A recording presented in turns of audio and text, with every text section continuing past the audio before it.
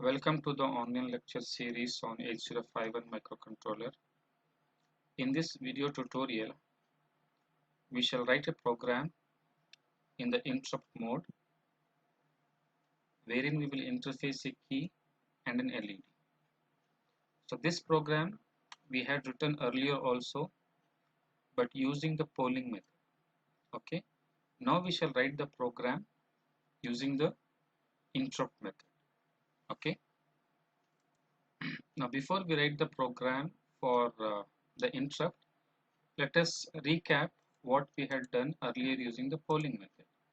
So this was the interfacing diagram.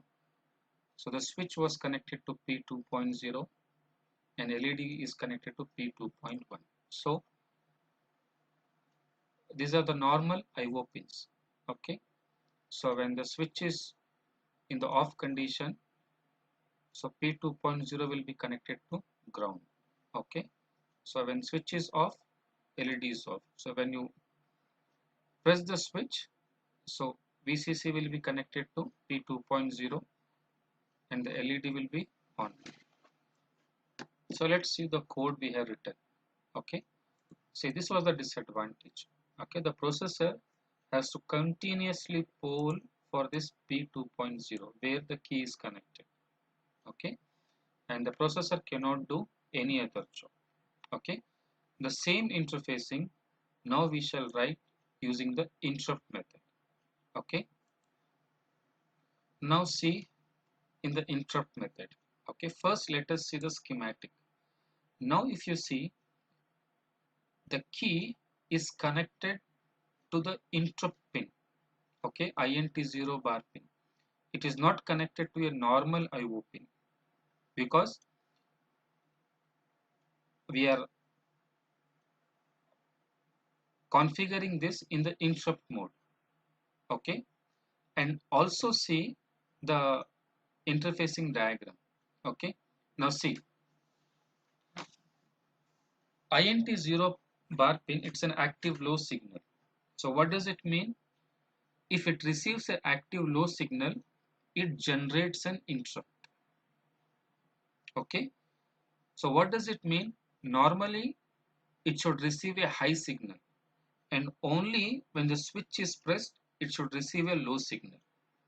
So you have to design the electronics in such a way that when the switch is open it should receive the high signal, and when the switch is closed it should be connected to ground so that INT 0 bar interrupt is enabled. So if you see the schematic, when the switch is open, okay, so INT 0 bar is connected to VCC. So VCC is a high signal, so that's why it will always be high. Okay, and interrupt is not recognized. But when you press the switch, okay, so this is the lowest resistance path. Okay, then INT0 bar will be connected to ground. Okay, so when the switch is pressed, so interrupt is generated. Only then you can go and switch on this LED. Okay, so that's the first difference you have to note down in the schematic of the key and the LED compared to the previous schematic. Okay, now we shall write the program both in assembly as well as C. Okay, fine. So we shall write the program.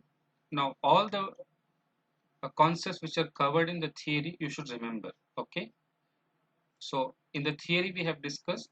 So now it is INT0 bar. So what is the vector address for this?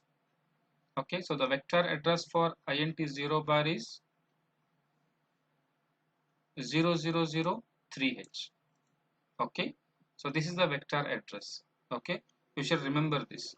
Okay, now let's write the program. So org 0H, but I told you that when we are using the interrupts, okay, we should not write any program at the 0th location. Why? Because from 000H to 23H, so the IS, this is the area for the interrupt service routine. Okay, so what we will do is we will write an instruction called ljump main. Okay, and we will start the program from some location 100h. Okay, and main will be from here. So my main program will start from here. Okay, and see here, ljump takes 3 bytes. Okay, so whenever reset happens, so it will come to 0th location, and we have seen that whatever the code we write for the reset vector, it should be maximum 3 bytes, and ljump takes only 3 bytes. Okay, so when you reset, it will go to the 0th location, but in that location we have the instruction ljump main, so it will come to the main, and we are storing this code from 100h. Okay, so our interrupt vector addresses will not be disturbed. Okay, so let's write the program. Okay, this is what I was telling. Okay, so ljump takes 3 bytes. Okay, from there we are branching to the location 100h, so we are not disturbing any of this area, the ISR area. Okay, now to write the program,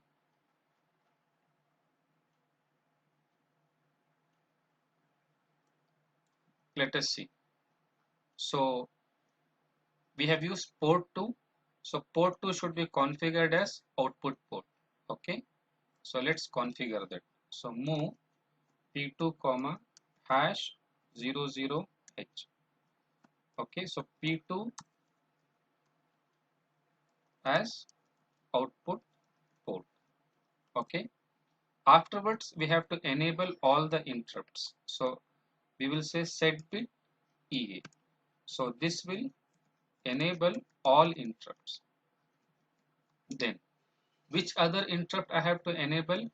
I have to enable the int0 interrupt. Okay, because the key is connected to int0 bar. Okay, so we will enable the external hardware interrupt, so set bit ex0, so this will enable int0 interrupt. Okay, that's it. Okay, now by default we want that LED to be off, so we'll say clear p. So to which pin it is connected? It is connected to p2.1, so clear p2.1. So default LED is off. Okay, sjump repeat. Okay, fine. Now we have to write the interrupt service routine. Okay, interrupt service routine is also written between the infinite loop and the end directive. As you write the uh, interrupt ISR, you can write at any place. Okay, now we have to write the ISR. Now what is the ISR address for external interrupt 0? It is 0003h. So I will write org 0003h. So this is ISR address for int0. So when the key is pressed, it will come to this location. So when the key is pressed, what should we do? We should switch on the LED. So set bit p2.1. Okay, so until the key is on, LED will be on. After this you have to return. Okay, so for returning from the ISR, the instruction is return I. So return from the interrupt. Okay, so let's analyze once again. So we started with 0h. Why did I write this extra instruction now? Because we are using interrupts. So I am branching to this location 100h. Okay, then I will start my main code. So whenever I use the interrupts now, this is the common thing which I will be doing. Then I configured P2 as output port, enabled all the interrupts, then enable the INT 0 interrupt, then by default the LED should be off. Then whenever interrupt comes, so it will come to this location. So interrupt comes when the key is pressed, because we have seen the schematic that key is connected to the interrupt pin. So whenever you press a key, interrupt will be generated and it will come to this location. So at that time we have to switch on the LED and we have to return. Okay. Now the advantage is, see, we are not uh, waiting for the key to be pressed. We are not polling the key. We are simply, whenever the interrupt comes, we are simply switching on the LED. So during this time, okay, so the processor can do any other job. Okay, so this program I will give a demo, okay, in the lab, okay, so that you understand the concept of interrupts properly. Okay, so that's the program using the interrupt method. Okay, thank you.